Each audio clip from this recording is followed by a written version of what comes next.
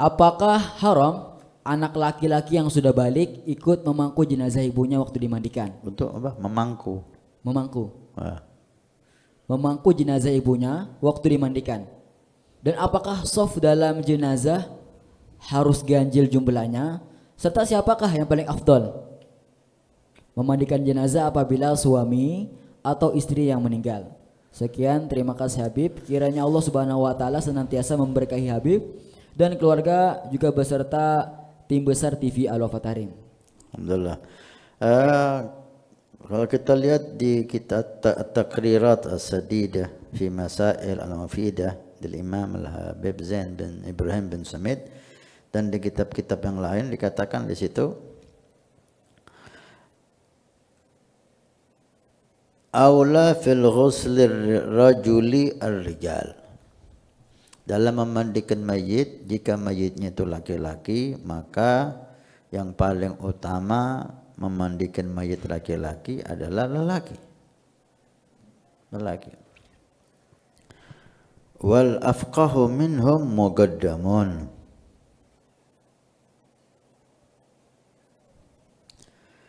Kalau dikatakan lelaki yang mana yang paling afdal, maka lelaki yang paling mengetahui tentang ilmu, sunnah-sunnah, rukun-rukun, kewajiban-kewajiban yang berkenaan dengan memandikan mayit. Bukan alim tentang bab sholat, tapi alim tentang bab khusus memandikan mayit itu. Siapa yang paling alim, dialah yang paling afdal. Karena supaya memandikannya benar dan sesuai dengan sunnah-sunnah Nabi Sallallahu Alaihi Wasallam. Dan demikian juga perempuan, paling afdal memandikan perempuan adalah para perempuan. Mayitnya perempuan, maka afdalnya para perempuan. Ini afdal. Jika dikatakan apakah boleh suami memandikan istri atau istri memandikan suami, kalau apakah boleh? Ya juz, boleh. Boleh suami memandikan istri jika istrinya meninggal, juga sebaliknya istri memandikan suami jika suaminya meninggal. Nah, maka diambil dari sini anak pun demikian, karena dia muhrim. Ya, anak, saudara itu boleh karena dia muhrim. Ya, tapi kalau ajnabi nggak boleh.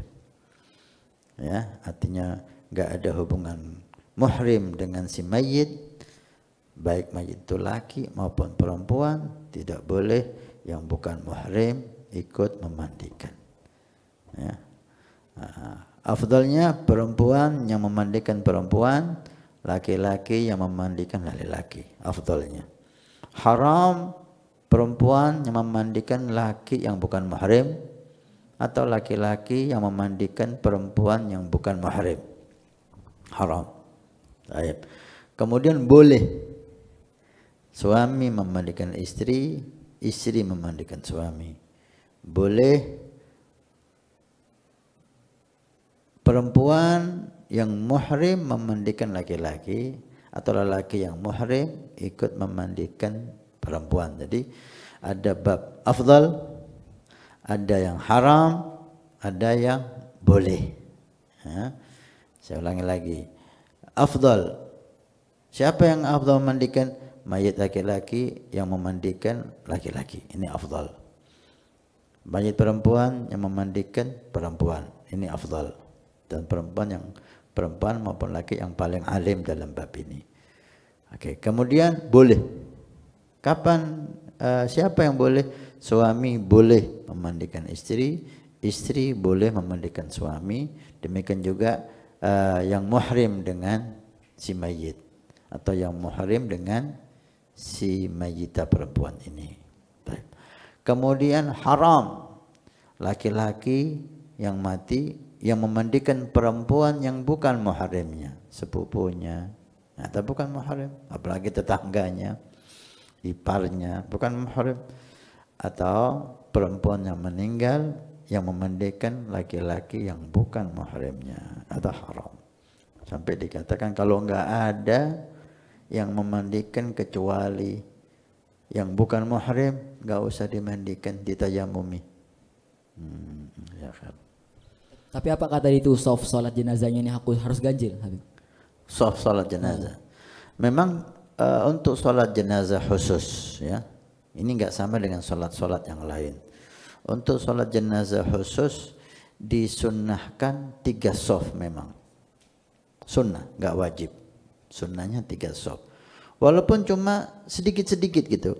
Ada 9 orang yang mau sholat jenazah, dibikin 3 soft. 3 soft awal, 3 orang di pertama, 3 orang di soft kedua, dan 3 orang di soft ketiga.